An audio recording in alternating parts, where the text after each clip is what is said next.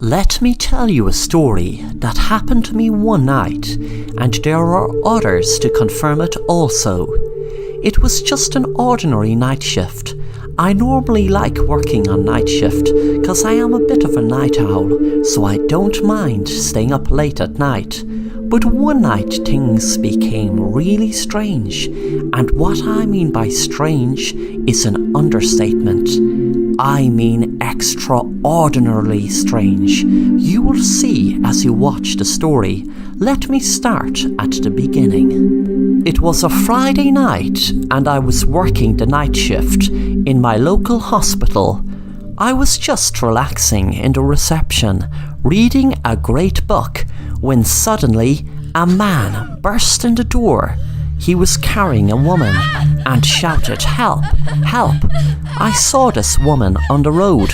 She's about to have a baby." I said, "Sir, who is this woman? I need to put her details into the system, but don't worry, we will get her to the labour ward right away." A few minutes later, the lady was put on a stretcher and put into the labour ward. She kept screaming and screaming. The man didn't know who she was, as he just picked her up on the road, and the doctors and nurses couldn't get anything out of her. Suddenly, a photograph fell out of the woman's hand, and it was of her and another woman. There was the name Claire Jackson on the back.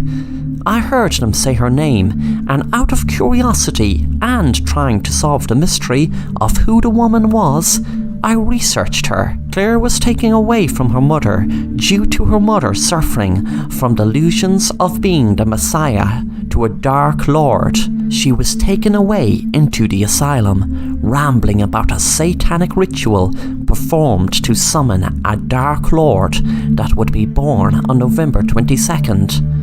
I froze when I read that date, as I was reading that article exactly on November the 22nd. Suddenly the screaming grew louder. I ran into the labour ward, and the lady had given birth. The whole hospital got covered in a dark mist. The woman stopped screaming and gave a sinister smile, and the baby looked up at us with bright, red, evil-looking eyes that shone through the dark mist. Now that I've told you the story, let me tell you the weirdest, strangest thing. That woman walked out of the hospital that night with her baby and was never to be seen again. We checked CCTV footage and we were all around the bed where the woman was, but the baby and woman weren't anywhere to be seen on any of the CCTV footage. But we know what we saw, and we know that we didn't imagine it.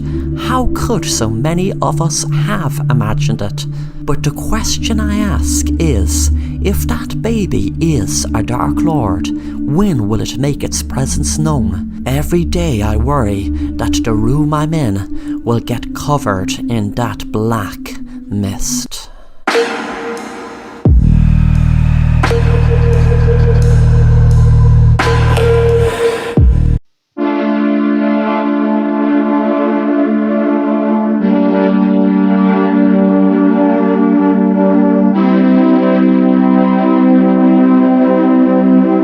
Sharon was looking for a place to rent, and she spent hours and hours looking through different rooms and apartments. The prices were way out of her budget. She felt like she would have to have a super high-paying job to even pay the rent, don't mind the cost of living on top of that.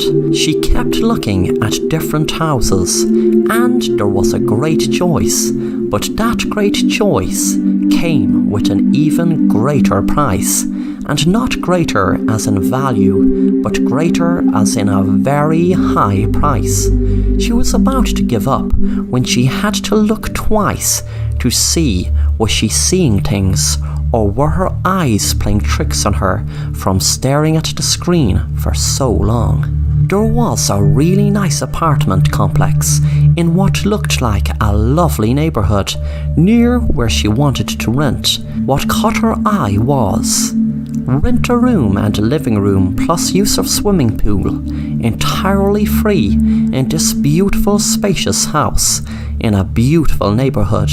You will be able to stay indefinitely, but just need to take part in a training session to help finding ways of bettering ourselves through a modern day type of experimental wellness therapy. When she scrolled down to the bottom of the page, under the photo of the complex, it had written in bold red writing, "If interested, please reply as soon as possible, as there is only a few positions to be filled."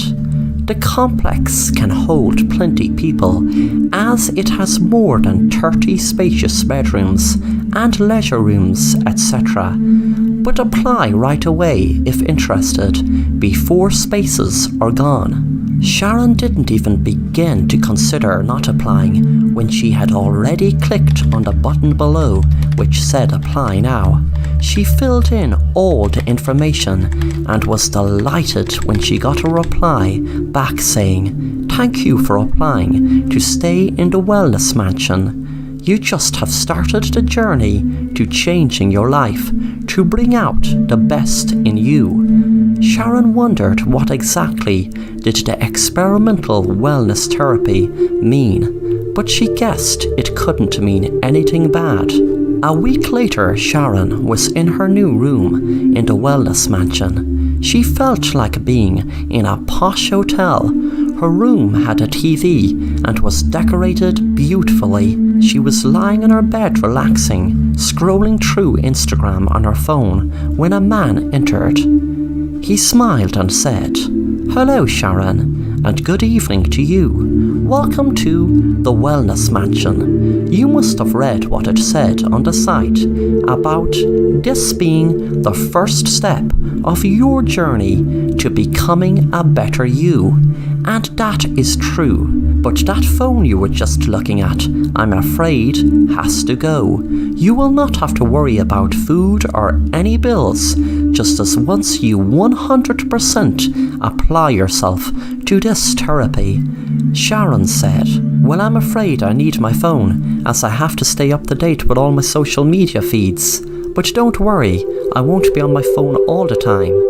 The man said, "I'm very sorry, dear. I need your phone right now, or else I'm afraid you need to exit this wellness mansion and make room for someone who will apply themselves fully to our rules." Sharon felt a pang of fear and dread, wondering what he meant by apply themselves fully to our rules. Suddenly she feared she just made a terrible mistake coming to the wellness mansion. A few hours later, the same man came into her room and said, "Okay dear, we will be doing the first test run of what's to come. You might think this is a bit of real heavy work and feel like not even trying, but if you do, then I'm afraid you will not be able to live in this wonderful house rent-free. But if you do apply yourself to this very, very simple test, then you, my dear, will be qualified to stay here, and we will teach you to be the best version of you." What Sharon was told to do was do exercise until an alarm went off. She was given different exercises and thought it would be just a few minutes, but she nearly passed out a few times as each exercise went on for what seemed like hours. Each time the alarm went off, she just had a few minutes to organise what she needed for the next one and had to do the exercise non-stop until the alarm went off.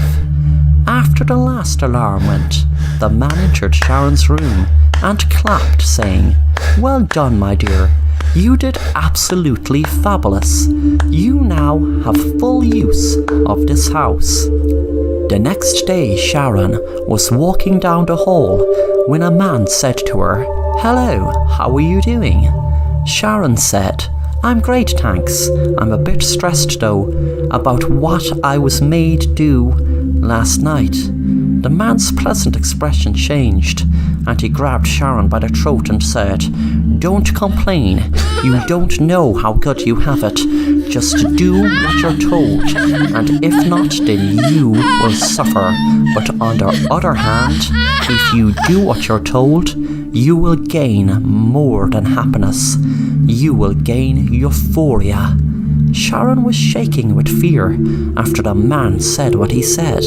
He let go of her, and she ran back into her room and shut the door. She shook in fear, realizing that there was no bolt in the inside to lock herself in. The next day, she was made do extreme exercises for hours and hours, and when she told them she wanted to go home, a man gave her a phone to scroll through the photos and said, "That is what happened the last person who wanted to go home." She nearly got sick when she saw different photos of a person being brutally tortured in different ways. There was a weird red siren in the background where the man was being tortured. She asked what was the siren there for. The man said, "Thanks for showing interest. Well, just put it this way. Hopefully you will never see that siren go red and flash, because if you do, then that's the end of you." Suddenly Sharon got her fork and stuck it in the man's eye while she stuck the knife in his neck and ran out the door. She was feeling lucky that no one was in the hall to stop her, and before she knew it, luckily she was outside, safe in the street. She ran across the road and an elderly lady said, "Oh my goodness, dear, what's wrong? Please come in, dear." Sharon was shouting, "Help me, call the police, please call the police," and was about to go in the door when she saw something in the window of the woman's house. It was a red siren. The man's words came flooding back to her. Hopefully she will never see the siren flash, because if she did, it was the end of her. Sharon had realized the woman must have been one of them. She ran down the street, but as she ran, she noticed on every single window, in every single house, there was a red siren flash. She panicked as she was surrounded by people all over the street, and she knew there was no escape.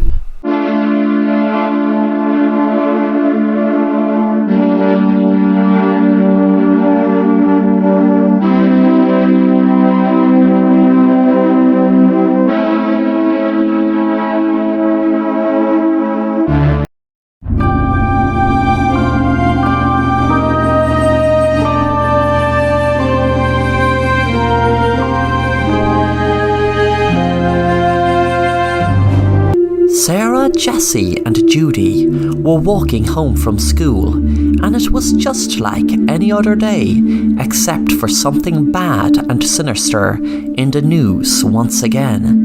Once again, the news about the Japanese urban legend Teke Teke was in the spotlight after some poor girl was found murdered and her body sliced straight off at her waist, leaving her bleed to death while her legs lay on the train tracks. The legend began in Japan years and years ago.